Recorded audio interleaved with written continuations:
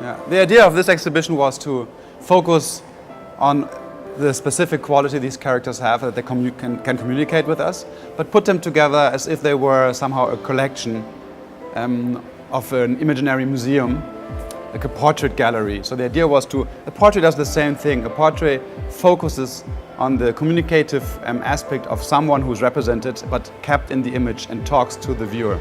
So somehow characters are very good in the same sense, and framing them as a portrait makes them part of a collection, supposes they have a biography, supposes they are maybe dead and were alive or were meaning something at another time, because it's hard to understand what they mean. They all call to you, they all speak to you, but basically it's not that you understand them. They're not Mickey Mouse, you don't know who they are.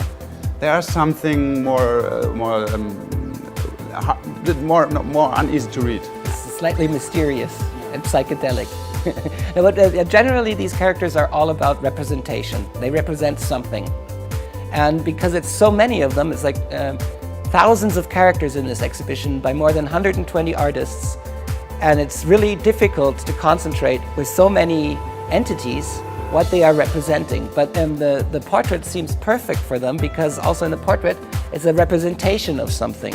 Like a portrait or someone, you have a representation of your grandmother or of the king or of the president. This is like the portrait, and you have this classical three-quarter. But with them, they also represent something really strong. Some of them really have an attitude. Some of them you look at and you find them cute. Some of them you find slightly scary. But they don't really have a body. They don't have anything that they really represent. It's just fictitious.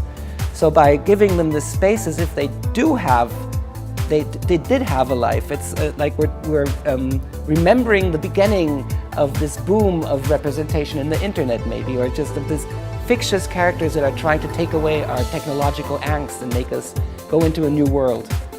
For us, the criteria, there's no, like, we don't have a catalog of criteria of what we choose. Like, we don't have a grid and the character fits through, but it's all about empathy. It's all about, do the characters get our attention and get us emotionally involved. It's not about direction. They're not pictograms that tell me I'm a man and have to go to that toilet and tell you that you have to go to another one. But they are Pictoplasma in the sense that they are somehow alive, that they communicate with us emotionally. Yeah, we totally encourage all of you, of course, to come. For us, it's the best exhibition we've ever seen of the works we have put together, because it's like so magnificent and such a huge space we have got. We're super lucky to be here, and we hope that everyone will like it and comes. Yeah, we really want to encourage the people to come to this exhibition. It's the first time we're in Mexico with an exhibition, the first time in Latin America, actually. We've never seen all of our works put up so nicely. The space is perfect for us. There's so much to explore. And what is nice is that there are 120 international artists, many artists also from Mexico, with thousands of characters. And if you look at them all at the same time, it's loud and it's a big party and fiesta of colors and pop. But if you zoom in and look at each one individually, you will find so many diverse life forms, and it's so playful. I'm sure everyone will find a character that he can relate to. And we encourage to come with the families, but it's going to be different when as they expect. You expect that it's a children thing, but the children will see their parents become children, and they will be a little bit irritated why they behave a little bit different. And at the same time, the children will like other things the parents think they would like.